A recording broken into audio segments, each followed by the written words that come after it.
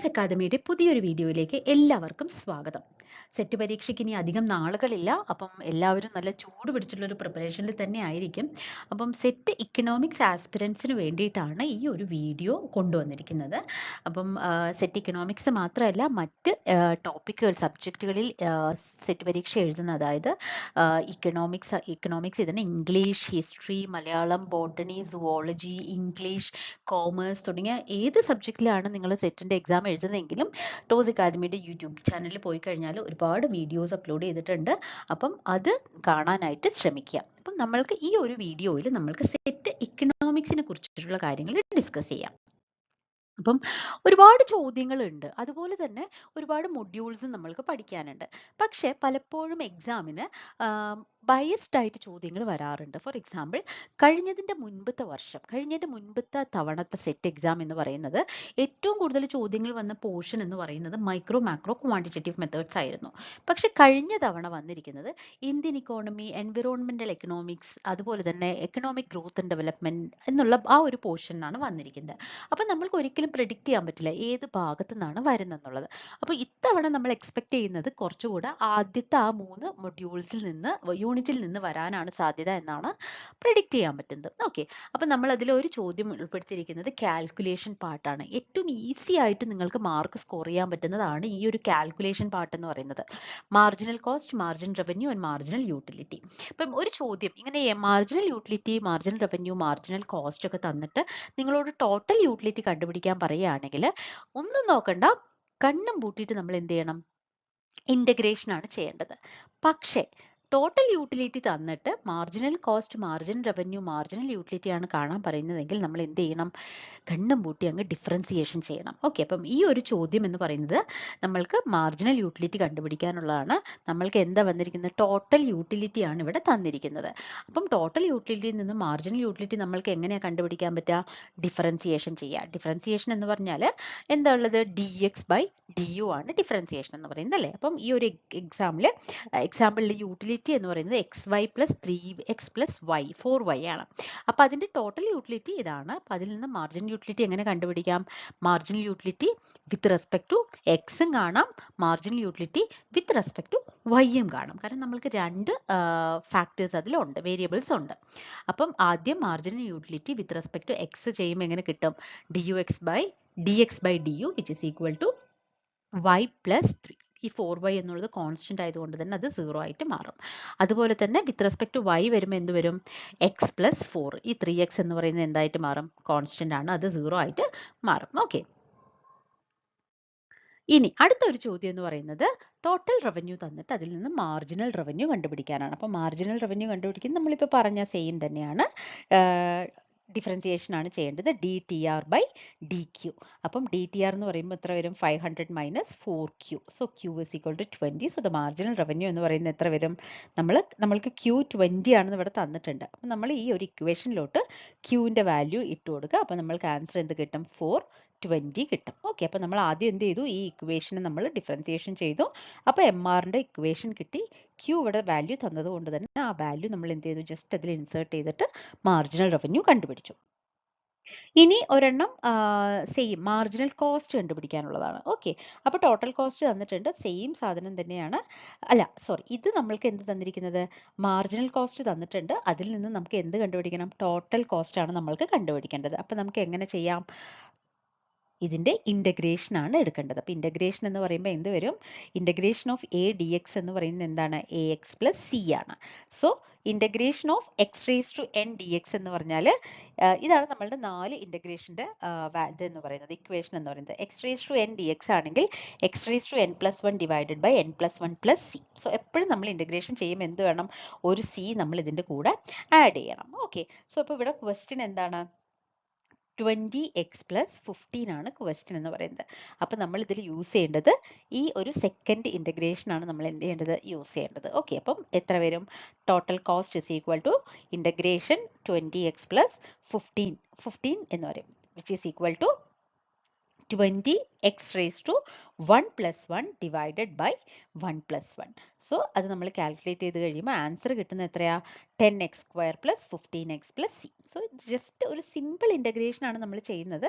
ഇപ്പം 20x ആണെങ്കിൽ നമ്മൾ അതിനെ ഇൻ്റഗ്രേറ്റ് ചെയ്യുമ്പോൾ എങ്ങനെ വരും? x raised to n plus 1 divided by n plus 1 ആണ് നമ്മൾ ചെയ്യേണ്ടത്. ഓക്കെ, ഇനി നമ്മൾക്ക് അടുത്തൊരു ഇമ്പോർട്ടൻറ്റ് മാക്രോയിൽ നിന്നുള്ളൊരു ഇതാണ് ISLത്തിന്റെ ഷിഫ്റ്റ്, സ്ലോപ്പ്, സ്റ്റീപ്നെസ്. ഇത് വളരെ ഇമ്പോർട്ടൻ്റ് ആണ്.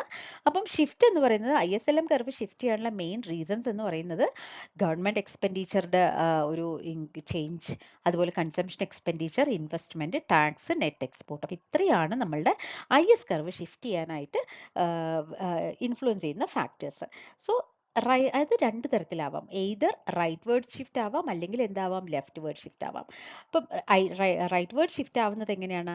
ഗവൺമെൻറ് എക്സ്പെൻഡിച്ചറിൻ്റെ വർധനവ്, കൺസംഷൻ എക്സ്പെൻഡിച്ചറിൻ്റെ വർധനവ്, ഇൻവെസ്റ്റ്മെൻറ്റിൻ്റെ വർധനവ്, നെറ്റ് എക്സ്പോർട്ടിൻ്റെ വർധനവ് ആൻഡ് ടാക്സിൻ്റെ ഡിക്രീസ്. അത് നമ്മൾ എപ്പോഴും ശ്രദ്ധിക്കണം. ടാക്സ് കുറയണം, മറ്റ് 4 ഫാക്ടേഴ്സും എന്തായിരിക്കണം? ഇൻക്രീസ് ചെയ്യുവാണെങ്കിൽ നമ്മൾക്ക് എന്ത് വരും? We can have a rightward shift of the IS curve. Okay, എല്ലാം അപ്പം ലെഫ്റ്റ് വേർഡ് ഷിഫ്റ്റ് എന്തായിരിക്കും? ഈ ആദ്യത്തെ 4 ഫാക്ടേഴ്സും ഡിക്രീസ് ആയിരിക്കും, ടാക്സ് എന്തായിരിക്കും? ഇൻക്രീസും ആയിരിക്കും.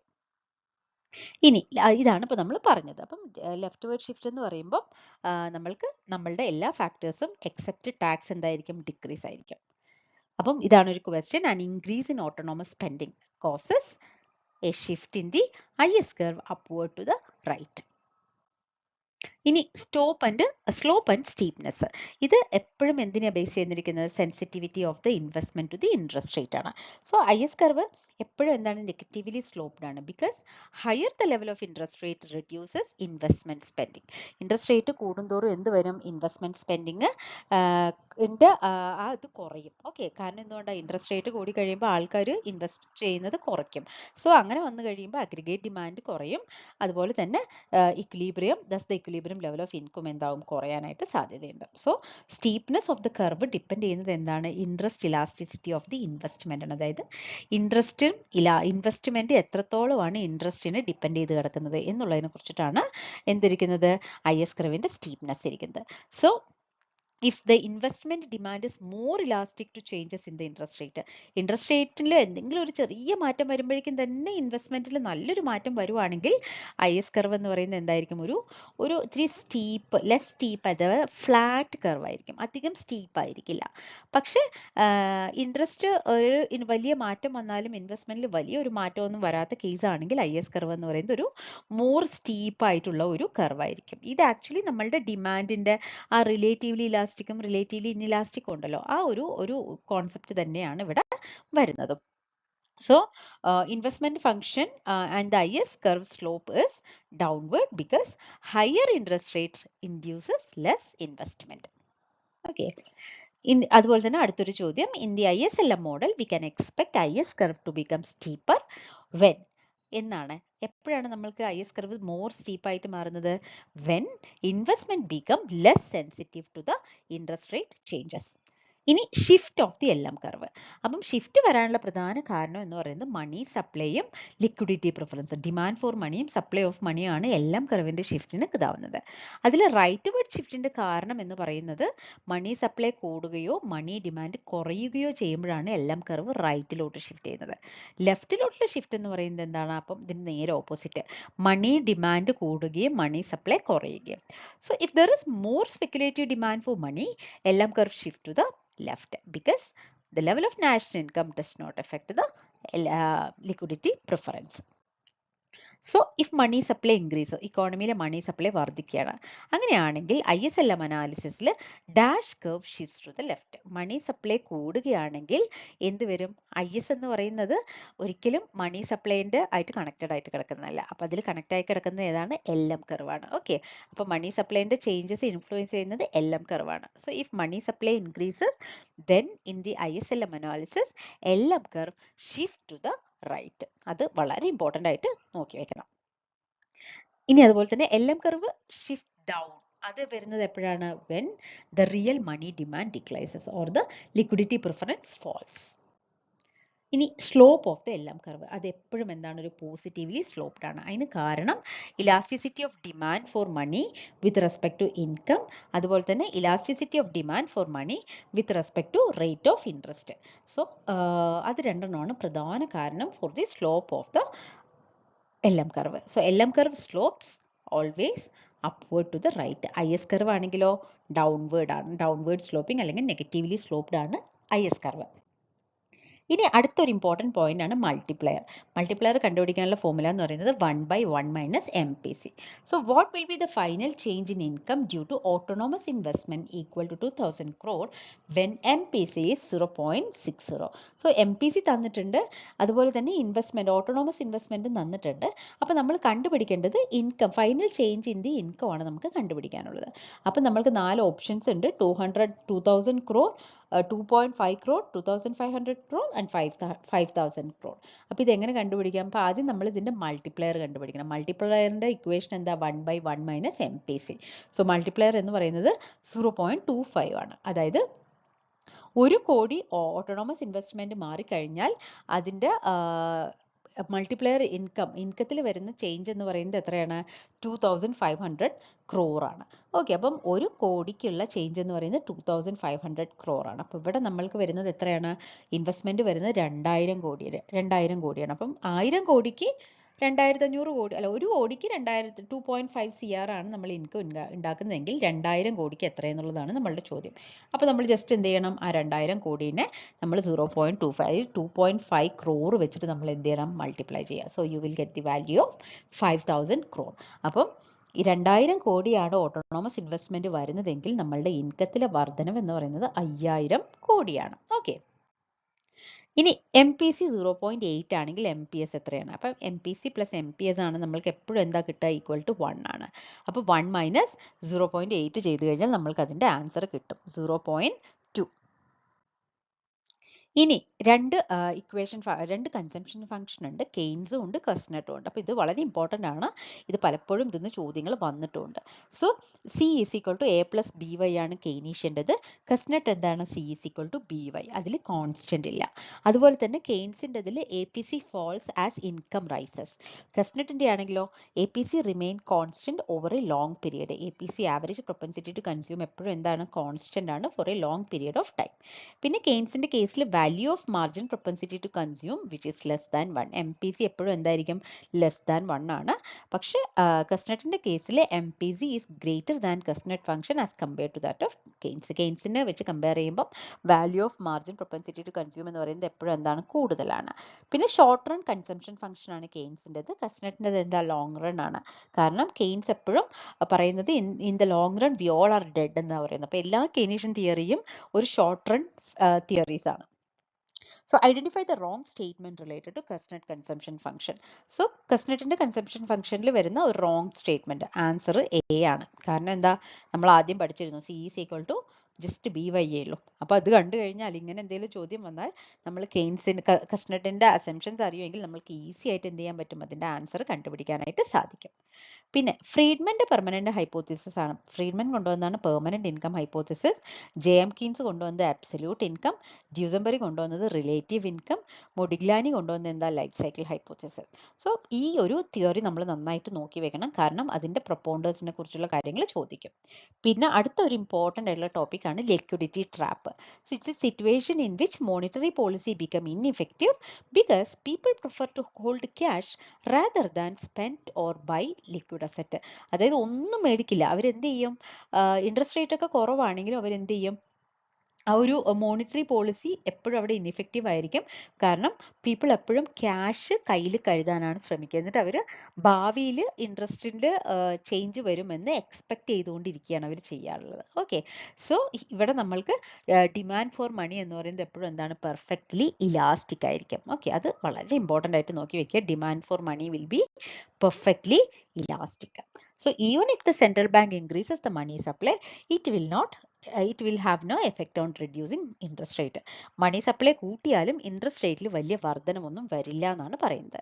So when interest rate is 0.5% and there is a further increase in the money supply, the demand for holding money in cash rather than in investing in bonds is perfectly inelastic. അതായത് interest റേറ്റിൽ കൂടിയാലും ആൾക്കാർ എന്ത് ചെയ്യില്ല, ബാങ്കിൽ കൊണ്ട് deposit ചെയ്യില്ല, അവരത് കയ്യിൽ തന്നെ ആ പൈസയായിട്ട് സൂക്ഷിക്കാനായിട്ട് ശ്രമിക്കും. So the effort to increase the money supply in a liquidity trap failed to stimulate the economic activity because people save more cash. People love to have more cash reserves. So which of the following are correct in liquidity trap condition? So liquidity trap condition വരുമ്പോൾ നമ്മൾക്ക് ആകെ monetary policy ഒരിക്കലും നമുക്ക് എന്തായിരിക്കില്ല, effective അല്ല. അതുപോലെ തന്നെ demand for മണി കൂടുതലാണ് ഉള്ളത്. ഓക്കെ, പിന്നെ demand for money will be, അപ്പോൾ ഇവിടെ നമ്മൾക്ക് മെയിൻ ആയിട്ട് വരുന്നത് എന്താണ്, ഫിസ്ക്കൽ പോളിസി എപ്പോഴും എന്തായിരിക്കും, എഫക്റ്റീവ് ആയിരിക്കണം. ഓക്കെ, പിന്നെ അതുപോലെ തന്നെ ഡിമാൻഡ് ഫോർ മണി എപ്പോഴും കൂടുതലായിരിക്കും, ഡിമാൻഡ് ഫോർ ബോണ്ട് ലോ ആയിരിക്കും. ഓക്കെ, അത് നമ്മൾ എപ്പോഴും ശ്രദ്ധിക്കണം, കയ്യിൽ ക്യാഷ് ആയിട്ട് വെക്കാനാണ് ആൾക്കാർ ശ്രമിക്കുക, ഒരിക്കലും എന്തല്ല ബോണ്ടിലിടാനോ അല്ലെങ്കിൽ ഡിമാൻഡ് ഫോർ മണി കുറയാനോ സാധ്യതയില്ല. അപ്പം ഇവിടുത്തെ ആൻസർ എന്ന് പറയുന്നത് 2 and 4 ആണ്. ഓക്കെ,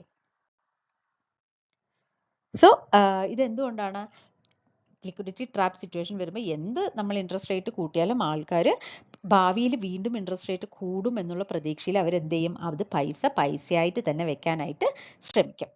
ഇനി അടുത്ത ഒരെണ്ണം വന്നിട്ട് choose the incorrect statement related to the shape of LM curve. അപ്പം LM കർവിന്റെ ഒരു ഇൻകറക്റ്റ് ആയിട്ടുള്ള സ്റ്റേറ്റ്മെന്റ്, LM കർവ് എന്താ പറയുന്നത്, it is a flatter if interest elasticity of the demand for money is curve. Demand for money high ആണെങ്കിൽ നമ്മൾ എപ്പോഴും പറഞ്ഞു അത് ഫ്ലാറ്റർ അല്ല എന്ന്, ഫ്ലാറ്റർ ആണ്, അതായത് ഇറ്റ് ഈസ് ഫ്ലാറ്റർ എന്നാണ് പറയുന്നത്. ഓക്കെ, സോ നമ്മളുടെ കറക്റ്റ് സ്റ്റേറ്റ്മെന്റ് എന്ന് പറയുന്നത് എന്താണ്, LM കർവ് ഫ്ലാറ്റർ ആയിരിക്കുന്ന സമയത്ത് demand for money is interest elastic and steeper when it is inelastic. Elastic ആയിരിക്കുന്ന സമയത്ത് അത് ഇൻട്രസ്റ്റ് ഇലാസ്റ്റിക് ആണെങ്കിൽ അത് ഫ്ലാറ്ററും, അതുപോലെ തന്നെ സ്റ്റീപ്പർ ആവുന്നത് എപ്പോഴാണ്, when it is inelastic. So ഇതിൽ നമ്മൾക്ക് 4 ഓപ്ഷൻസ് ആണ് തന്നിരിക്കുന്നത്. It is flatter if the interest elasticity of demand for money is high. പിന്നെ രണ്ടാമത്തെ എന്ന് പറയുന്നത് it is steep if the interest elasticity for demand is high. So നമ്മൾക്ക് ഇവിടെ നിന്ന് തന്നെ നമ്മൾക്ക് ആൻസർ കണ്ടുപിടിക്കാൻ പറ്റും.